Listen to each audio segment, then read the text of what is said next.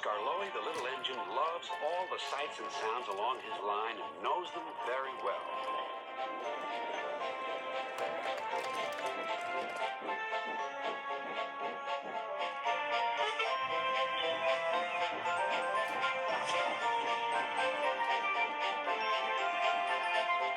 One morning, soon after he returned from being mended, he was enjoying his journey more than ever before. Along the way, he met Rusty. "You know," he said, "if I couldn't see these familiar faces and places, I'd think I was on a different railway. You've done wonders with these rails." Rusty laughed. "I'm glad you're pleased. Manager said let's mend the track so well that he won't know where he is. And we did. And you didn't, if you take my meaning." Scarloey liked this hard-working diesel. "There's still one bad bit," warned Rusty, "just before the first station. An engine might come off there, particularly Duncan. He will rock and roll along the line. Look at him right now. I hope he doesn't hurt his passengers." "What's that about me?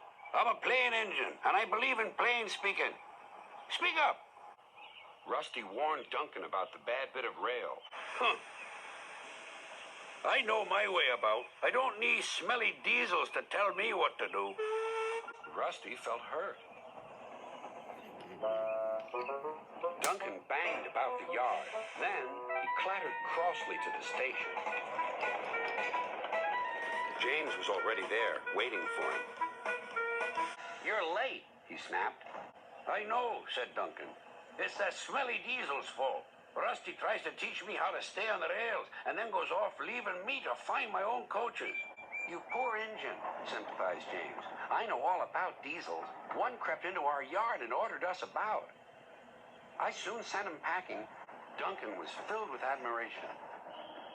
He didn't know that James was boastful, sometimes didn't tell the truth. "Send Rusty packing! Send Rusty packing!" snorted Duncan. He climbed the hill furiously. "Well done, boy," encouraged his driver. "Keep it up." Soon they were near the first station. Duncan was pleased. "Nothing's happened. Nothing's happened, silly old diesel. Clever me." And he rocked and rolled along the line. "Steady, boy," checked his driver. But it was too late. "Sleepers and ballast, I'm off." And he was. "I warned him," said Rusty. "But all he did was call me names." The little diesel refused to move. "I'm ashamed of you, Rusty," said Scarloey. "Think of the passengers. What are they going to do?" "Oh, I'd forgotten them. Yes, of course. We must help the passengers." And Rusty roared into life.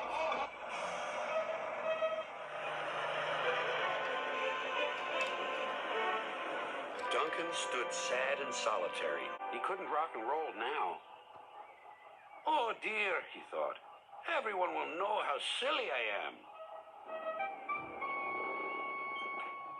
The passengers had to get out and help too. They weren't very pleased about that, but worked as hard as they could. They carefully levered Duncan back onto the line.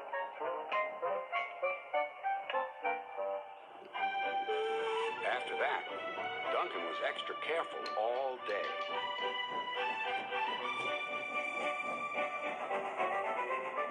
At last, evening came. "Rusty," he whispered, "thank you for helping. I'm sorry I was rude to you." "That's all right, Duncan." "I wish all diesels were like you. Let's be friends." "Suits me," replied Rusty. "We'll mend that bad bit of rail first thing tomorrow."